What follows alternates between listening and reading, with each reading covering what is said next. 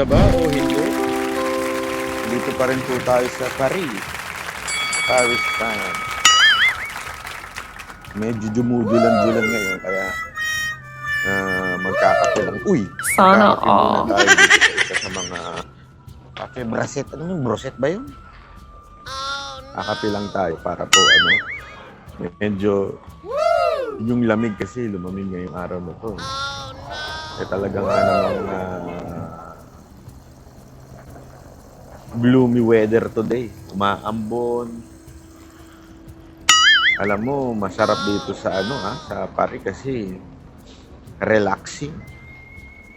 Tsaka tahimik. Alam mo, sana ako gusto ko maging advocate pagdating sa mga electric cars, electric motorcycle para hindi maingay. Dito kasi kahit yung bus, mga taxi, puro electric na. So, tahimik. Ang ganda pakinggan. Alam mo kung ano maririnig mo lang? Yung yung kasi may mga tawag dito, yung kalsada dito, yung parang bato-bato. Ayan, tapakita ko sa inyo. Ayan. So, yan ang maririnig mo. Hindi yung tambucho.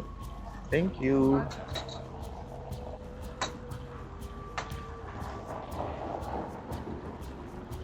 Oh, gusto lang akong makausap. Bonjour! Mga bonjour.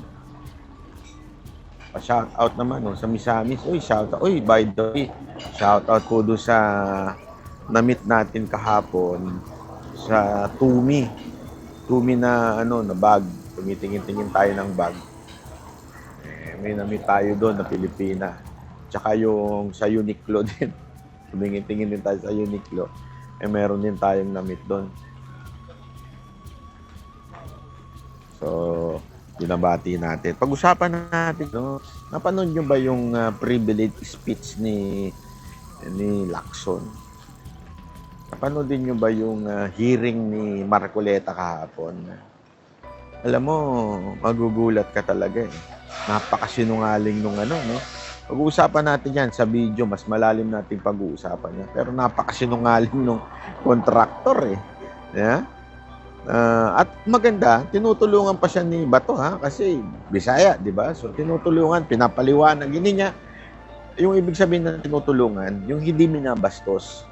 Ibig sabihin, yung inaalalayan ba na mas maintindihan niya yung question at saka syempre yung salita niya, medyo hindi naintindihan ng ibang senador, tinutulungan niya in a way. Ibig sabihin, maganda yun kasi hindi katulad sa kamera. Di ba? Iba yung binabastos dun eh. Dun sa Senado, nire-respeto. Pero gayon pa man, suplak siya eh. Kita nyo naman yung sagot niya kay Marcoleta. Noong una, wala pa siyang project. Pangalawa, ang dami na niyang project. Pangatlo, na bilyonaryo siya. Si Marcoleta, patawa talaga eh. Nakatatawa ko. Parang hindi siya makapaniwalang bilyonaryo ka. Aray, ang inhayop. Kaya medyo tapos hanggang umiinit na nga ulo niya kasi paikot-ikot ng sagot. Kaya talaga pag nagsusungaling di ba? Paikot-ikot ka ng sagot. Pag nagsisinungaling ka, kung ano-ano yung palusot mo, una, walang project, tapos biglang tumaas daw yung kanyang naging defensive eh. Kasi doon sa pag ikaw ang kontraktor ng pamahalaan, ng gobyerno, may level yan. Yung level mo, depende yan sa mga project na natatanggap mo. So, ang sinasabi niya ngayon, mataas na daw yung level niya. Kaya, quote-unquote, qualified siya. Yun ang kanyang depensa. Mataas na yung level na nakuha ko, kaya mataas na yung na ako. Na-aproba na ako kasi nga marami na akong ang problema, yung statement niya nung una, wala pa siyang project. Yan, gulo-gulo. As eventually, sasabihin niya, bilyonaryo daw siya. So, ibig sabihin, hindi kasi ganyan yan eh. Alam mo, sa may mga kakilala rin tayo mga ilang kontraktor at naikikwento nila sa akin, depende yan sa level.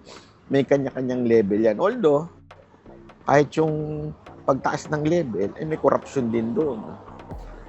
Sabihin, kailangan, marami ka nang nabigyan ng congressman pag mataas na level mo. Lumindol daw dyan sa Batangas. Ingat kayo magnitude 5. Ingat po kayo mga kababayan natin dyan Baka ano pa naman yan. Di ba maraming ano dyan? Meron bang beach dyan sa Calaco, Batangas ba yun? Hindi siya pagmamaano pero mukhang bilyon. Hindi siya mukhang bilyon. Huwag ganon. Hindi, alam mo mga kababayan, marami akong kilalang ganyan. Hindi mukhang mayaman, hindi mukhang milyonaryo, hindi mukhang bilyonaryo.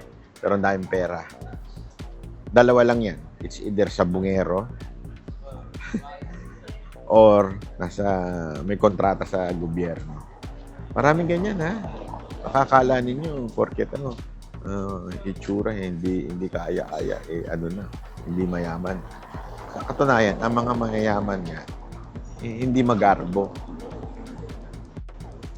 Kasi nag-iingat at ayaw ma-identify na mayaman kasi nanloloko sa tax.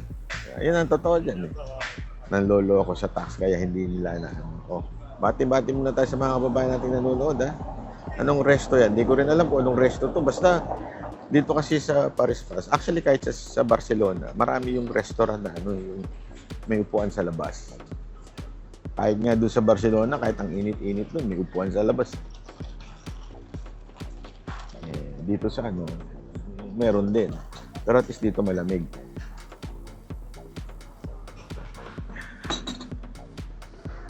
Paano ba sabihin sa sa French ang delicious?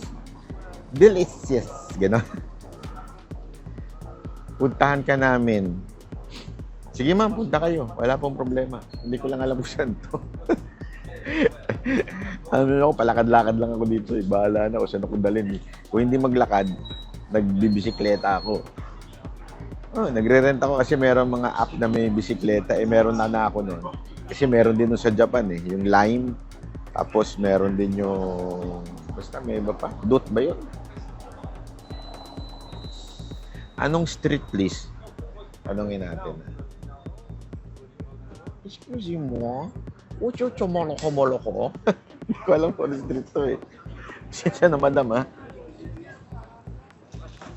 Mamaya pag dumating yung babaeng may kursunada sa akin, tatanungin natin. Mas gusto nila yan sa labas kumakain. Masarap din naman. Kaya lang nung una, honestly, sa Barcelona, natatakot ako kasi baka mamaya ilapag ko yung cellphone ko, biglang may dumampot. Hanggang may nagpaliwanag na sa aking mga Pilipino, sabi, hindi naman yun ganun. Yung nasa harap mo, sadamputin. Walang ganun. O kaya yung hold up. Walang ganun. Yung usually snatch lang yung pag nakatingin ka sa iba tapos usually sa metro. Pero dito hindi naman yung nakalapag yung cellphone mo, dadamputin. Walang ganun. Kaya nga sabi ko sa inyo, small time mga magnanakaw dito kumpara sa Pilipinas. Sa Pilipinas kasi nakatali na dito, talagang aagawin pa Small time ng mga steakhouse tayo. Naku, madam, nagpa-reserve na ako ng steak. Mamaya, mag-steak ako mamayang gabi. Mayroon akong isang pina-reserve na kasi yung ginugol ko, masarap daw doon.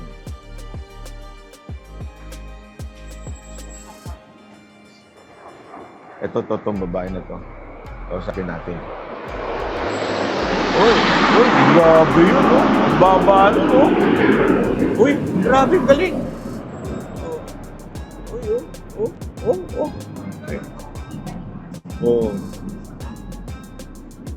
May dito meron kasi nagaganap na dito, anik-anik Si Chris Brown.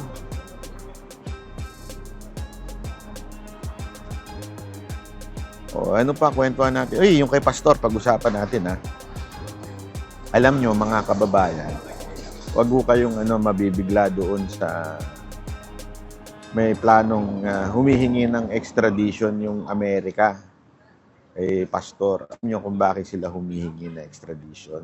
And sa tingin ko, ewan ko, sa tingin ko, baka ibigay ng Pilipinas. Feeling ko kasi alam nyo, wala na ano eh. Kung alam nyo lang, yung nangyayari, kasi nakikikwento sa amin yung nangyayari sa loob ng korte. Yung witness talaga, taob. Wala talaga. As in, yung alam mong nagsisinungaling, kahit hindi ka abogado, ikaw ang magtanong, alam mong nagsisinungaling yung mga witness. Kasi una-una, iba-iba yung sinasabi. Pangalawa, yung kanilang hindi nila alam yung mga sinumpaang salaysay. Napakarami hong details. Hindi ko na lang pwedeng ikwento. Pero grabe ho.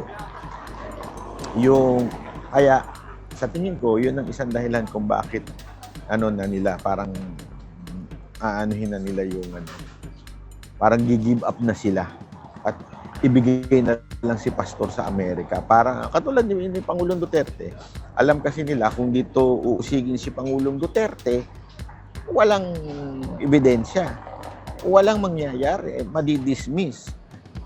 So para patagalin, dinala na lang sa dahig. So parang gano'n ang gagawin kay pastor kasi nga may bail. Alam ko may bail yon, tapos nag-motion for recon si Attorney Torreon, para doon sa grant ng bail niya. Mukhang, ewan ko, sa tingin ko based sa mga nalalaman ko, walang kwenta, talagang palalayain siya. Great mo ang tatay ko. Anong great? I-greet mo ang tatay ko. Idol ka nun. Yung TV namin sa Mindanao, ikaw lagi, Rolando Bolog Villalobos. Dismiss naman ang case ni pastor sa US. Oo nga, patatagalin na lang. This is political.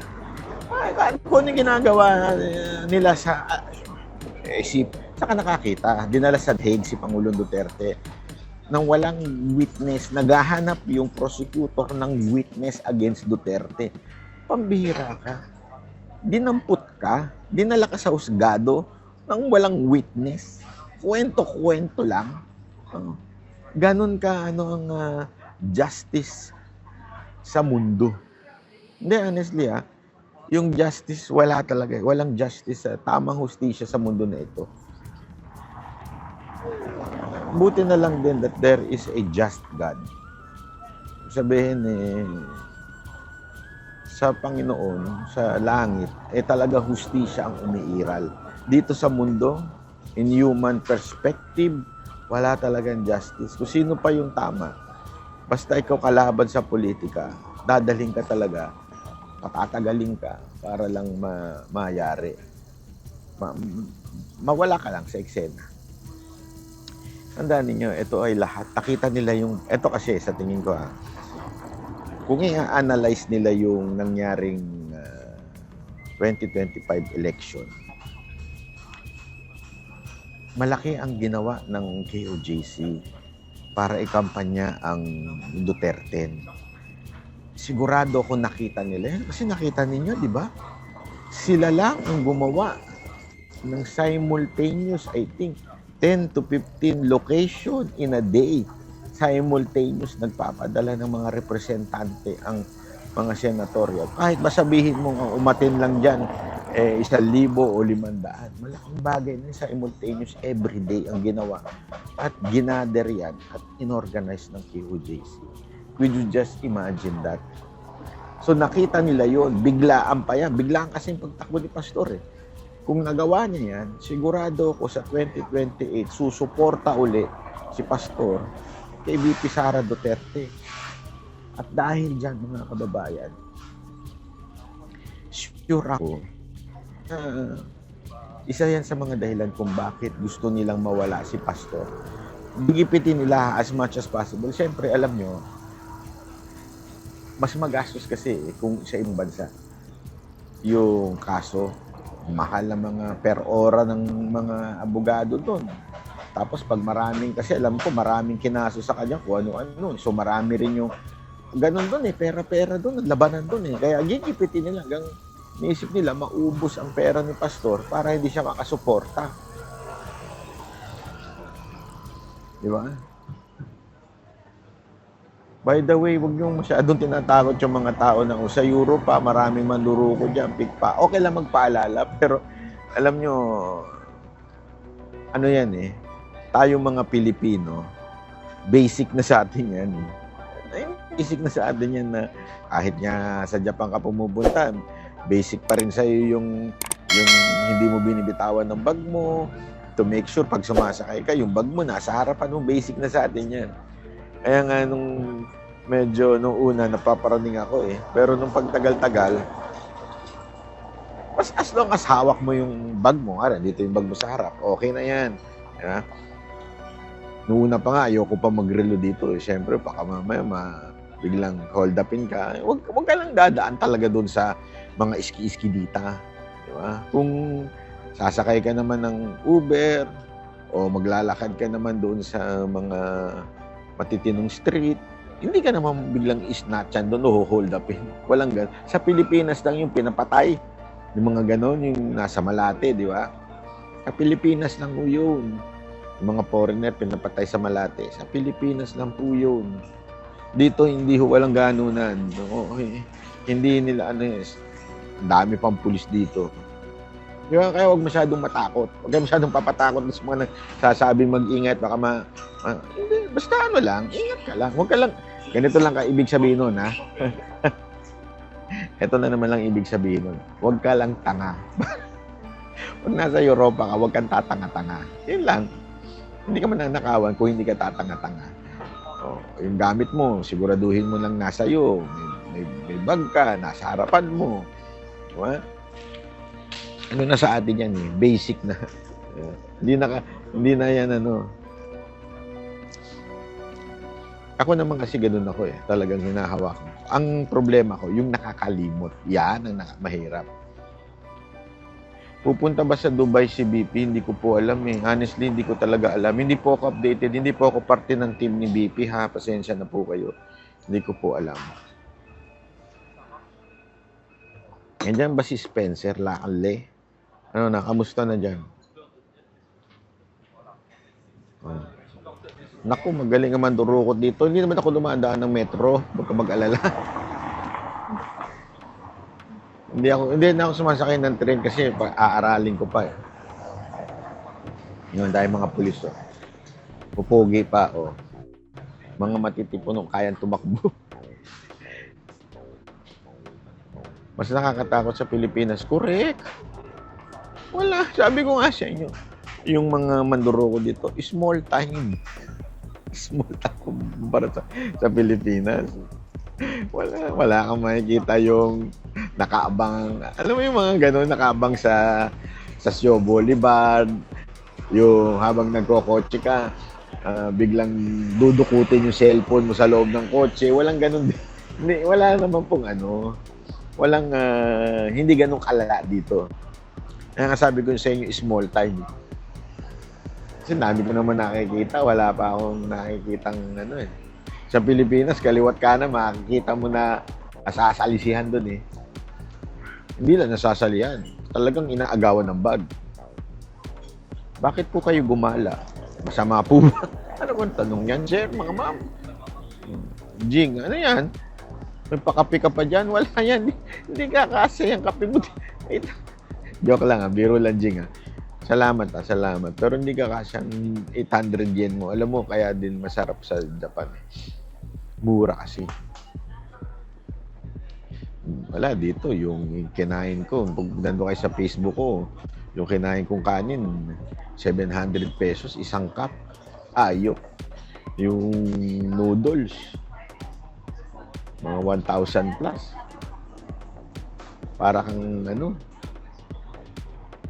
dito.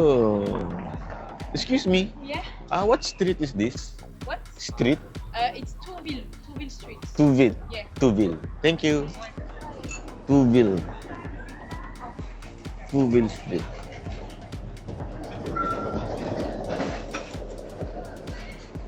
Yan, sabi ito, hindi uubra mga snatcher manduroko dyan. Kumpara mo sa sa Recto at Rodel. Oo, sinabi mo. Mas pogi ka, sir. Kung wala kang cup, mas lalo kang young. Shit! Lumaki ulo ko dun ah. Lumaki, ang laki na pala hayop. Huwag ganun. Hoy, Spencer. Yes, merci, meaning thank you. I know. Merci beaucoup. Merci beaucoup. Alam mo ba kung bakit? Ito ha, trivia lang.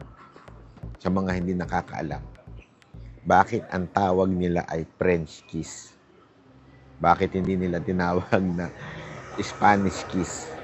O hindi nila tinawag na English kiss? Bakit French kiss?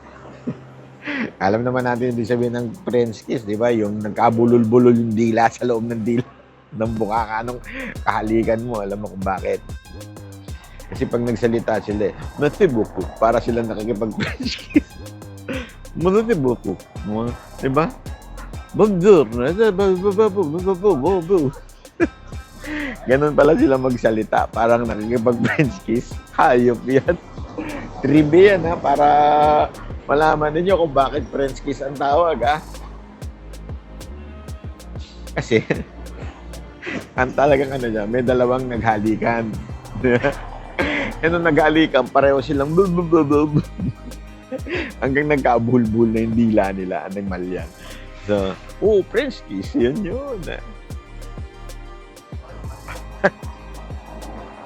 Okay.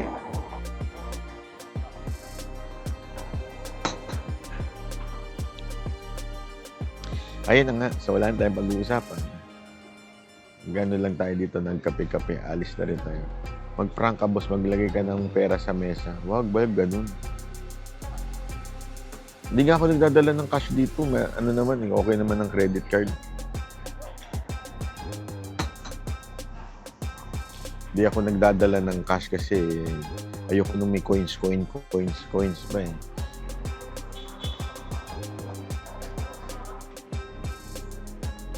Pupunta na tayo sa Dahig. Bukas. Nagkita na kayo ni Anharot? Hindi. Steer yan si Anharot. Nung nasa Japan, sabi niya pupunta siya. Hindi naman nakapunta. Sabi niya, ako na lang daw pumunta sa Paris. Pumunta ako sa Paris. Umalis naman ng Paris. Baliw yan si Anharot. Umiiwas yan doon sa Ray-Ban. Kasi nangako yan ng Ray-Ban. Meta Ray-Ban, pinangako niyan. Tapos hindi naman niya, sabi ko nga, wala namang problema, huwag ka na lang mangako. Hindi ko naman hinihingi, nangangako ka pa na magbibigay ka ng Meta Ray-Ban. Tapos, nung pinuntahan ka, hindi mo naman ibibigay. Yan may mga ganun. Ang daming pangako, kesyo may dala daw siya, may binigay daw siya. Ray-Ban, ganyan, kay Isko. Yan si Anharot, budulin din yan. Ewan ko, kamag-anak ba yan ng Marcos? Budulero din yan.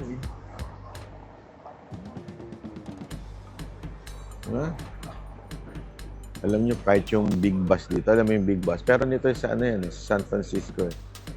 Ayan, electric din yan dito. Hindi ka na nga kumasagin yung animal.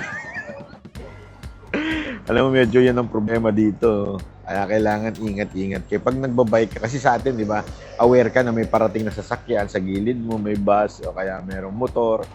Dito kasi, electric nga, so walang ingay. Hindi mo siya marinig. So pag nagbabike ka, siguraduhin mong doon ka lang sa line mo. Huwag kang biglang kakaliwa o biglang kakanan kasi baka mamaya merong sasakyan na hindi mo madinig. Di ba? So, ano na lang.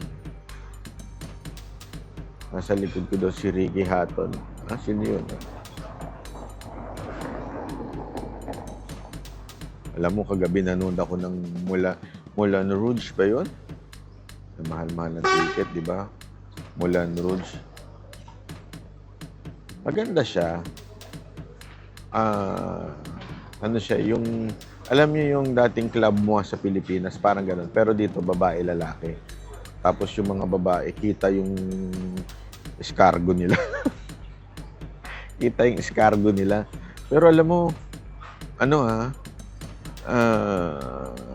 in fairness, napakaganda ng performance. Lalo na yung naka-skate, Naka-skating ba yun? Ang lupit. Panalo. Galing ng performance. Kaya lang, mag-isa lang ako eh. Diba? Merong itinabi sa akin. Taga San Francisco, lalaki. Alahi ni Obama. Pero, sabi ko nga, gago rin tong, yung, ang tawag doon, yung usher doon sa Mulan Rouge eh. Porket ganun, itinapat sa akin. Oh, bading jersey eh. Pag nagsalita, kasi ano ba naman, kakulay ni Dada, ang laki-laki. Kaso nagsalita, wapak.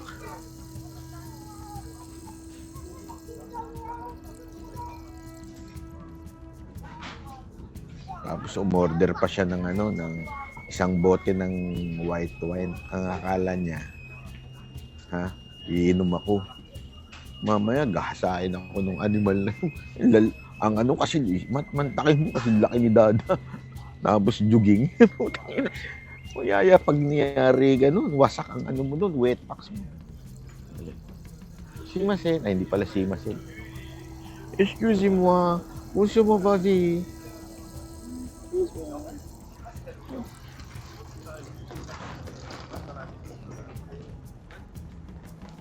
One glass of wine. One glass of wine?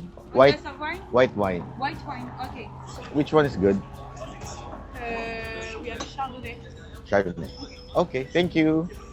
Merci beaucoup. Nagwa-white wine muna tayo para wala mo gagawin dito kung tumambay. Manood ng mga taong naglalakad-lakad. Ayoko nang magmasyal, ayoko nang mag-shop, magtingin-tingin sa mga brand. Kasi yung mga branded dito, animal, kung saan-saan, tabi-tabi lang. Ayoko nang magtingin-tingin ng mga branded. Uy, meron pala nagpakulay. Ay, si pala yun. Si Jing pala yung nagpakulay. Mga branded dito, mura.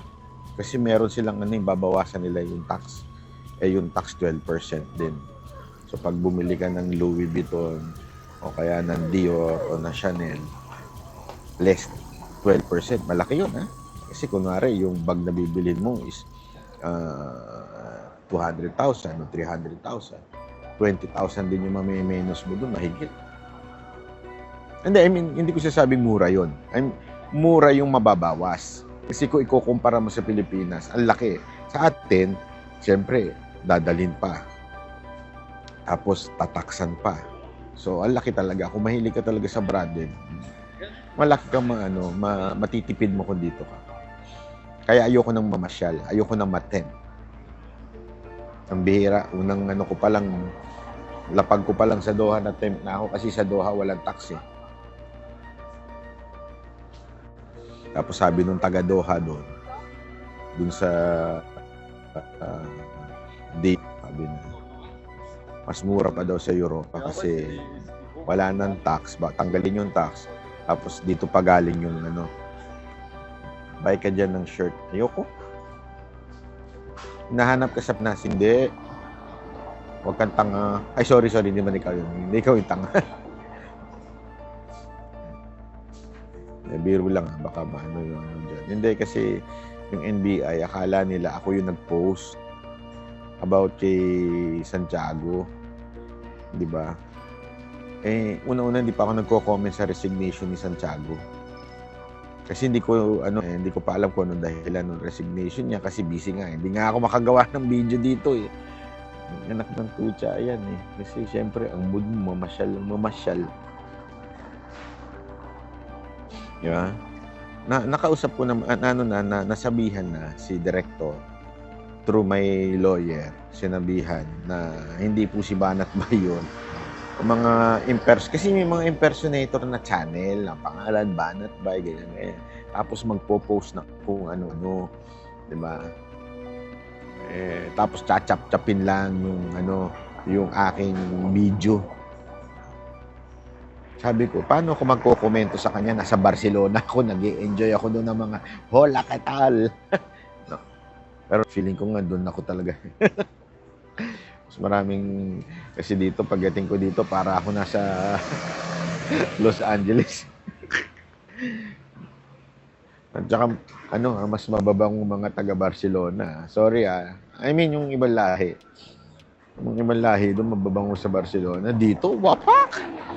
Hindi ko alam, Rot, mahal ba tubig dito? Ba't yung naliligo itong mga putang ina to? Tanungin ko kaya itong waitress, do you take a bath? Do you? Do you or do you not? Ewan ko bakit yung mga amoy ng iba dito, iba. Oo. I mean, mahal ba ang tubig? Mahal ba sabon? Ba't ganun?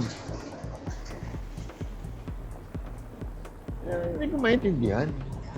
Sayang naman yung ganda nila kung hindi rin naman sila magtawag dito, maliligo.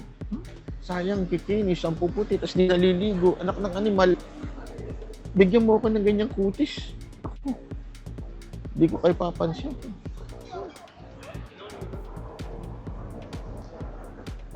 Hindi, pero talagang ganyan mga Pilipino lang mababango. Ay ko, totoo kayo dyan.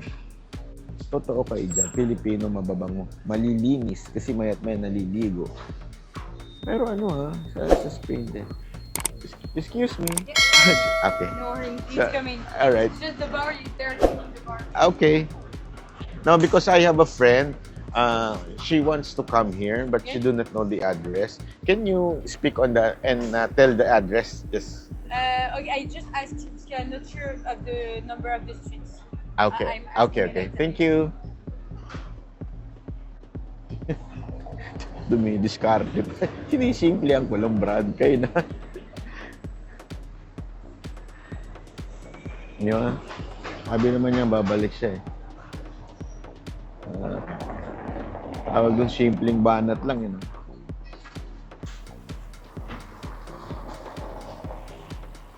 I live in UE for 8 years. You can almost smell their cologne. Sinong friend yan? Yung wala lang.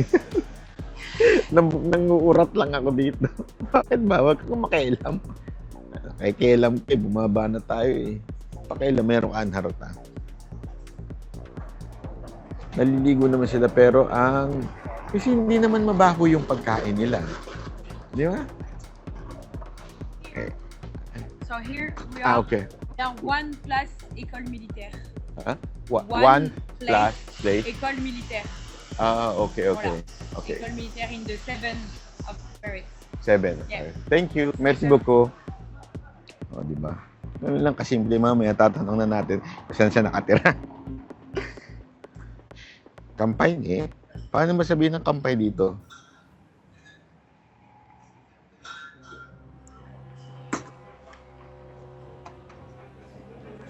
Yan naman. Paano sabihin kampay? Yun na. Alam niyo na kung nasaan ako. Tante. Cheers. Mas bagay ka sa singkit. Sante. Pangit ng potato chips nyo, ha?